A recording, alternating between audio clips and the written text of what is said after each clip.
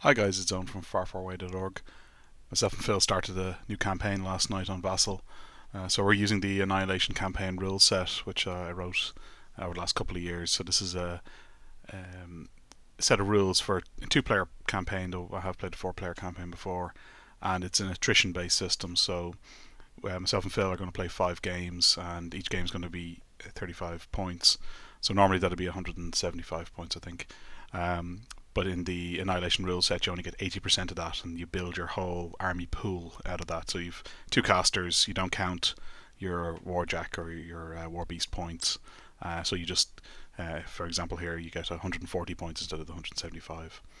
And then as you suffer losses, those losses carry on to the following game, so your pool of resources gets depleted over the course of the games.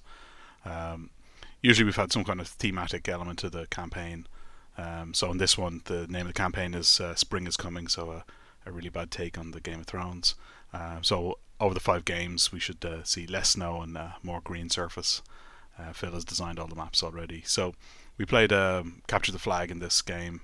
I'm using Legion and Phil's using Circle. My two warlocks for the campaign are Saren and Callus, and Phil has, I think it's it's Morvana and Chromac. So in this game, this is how we deployed. So Phil has the first turn, so he deployed down a unit of Tarn. I think that's the White Mane, another unit of Tarn, the Lord of the Feast, then a Pure Blood, a Feral, and then Chromac. On my side, I had advanced deployed the Striders, 3 Warmonger Warchief, or three Warmonger Warmongers, Angelius, Carnivian, Harrier, Shredder, the Gobbers, Saren herself, and then a Shepherd. So Phil had the first turn.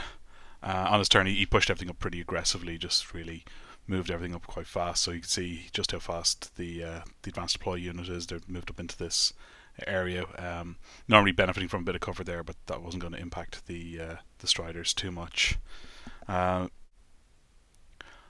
my turn, I decided to get pretty aggressive. I pushed the Angelius forward, so it ran right into the midst of those Tarn, and I cast Blightbringer on top of it, boosting the damage rolls on 2 of the guys. Then the Striders did CRAs into another 2, taking them out. Taking one of them out and then causing 5 points of damage on another guy, so pretty decent haul of damage. The Warmongers then just got into position just essentially to protect my flag. I pushed the Carnivian down this side, in part to try and cover off against any movement in this area, but also to make a move towards the flag in the scenario, because taking out Chromac was just going to be so hard. Saren is sitting on the edge of a building there, with a bit of concealing, so really whatever line he could draw on her, she's reasonably safe at range there anyway, and everything else just kind of moved up. It's worth saying I didn't defeat last turn, so Phil came in and he started to pound on the Angelius, but just he couldn't seem to land any really good blows. He hit once or twice, but just wasn't really doing the damage, so his dice let him down somewhat there. He then pushed up into the Warmongers, not quite making a play for the flag, but just kind of getting into position.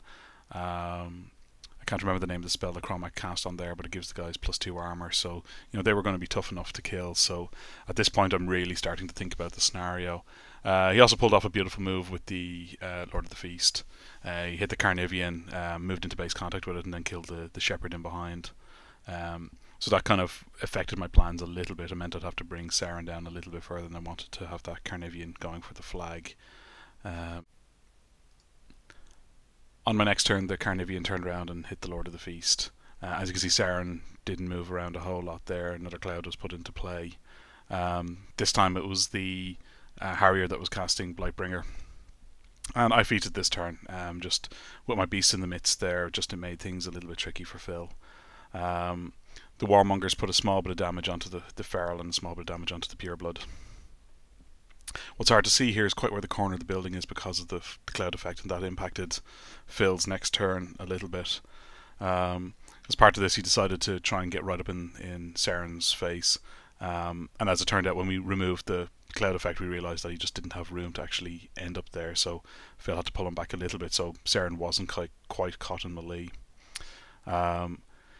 He managed, just using Warpath, to do a little bit of movement shenanigans and wiped out all of the Warmongers.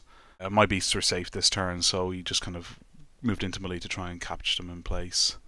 At this point then, on my turn, I really started to play for the scenario.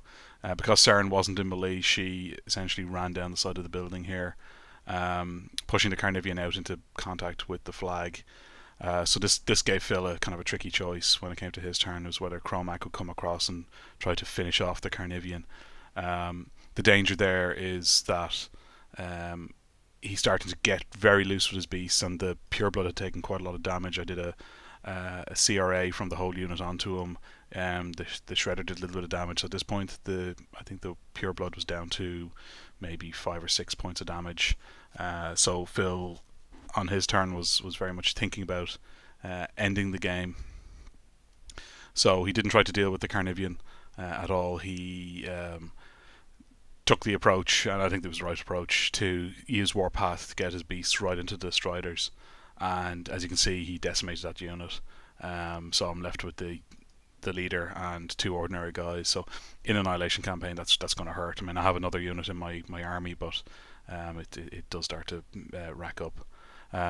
He also then did really significant damage in taking out the Angelius and the Harrier.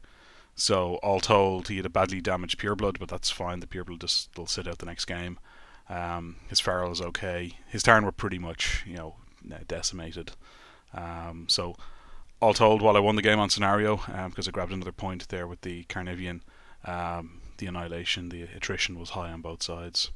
So thanks for listening, and I'll keep doing these videos on the campaign as we progress.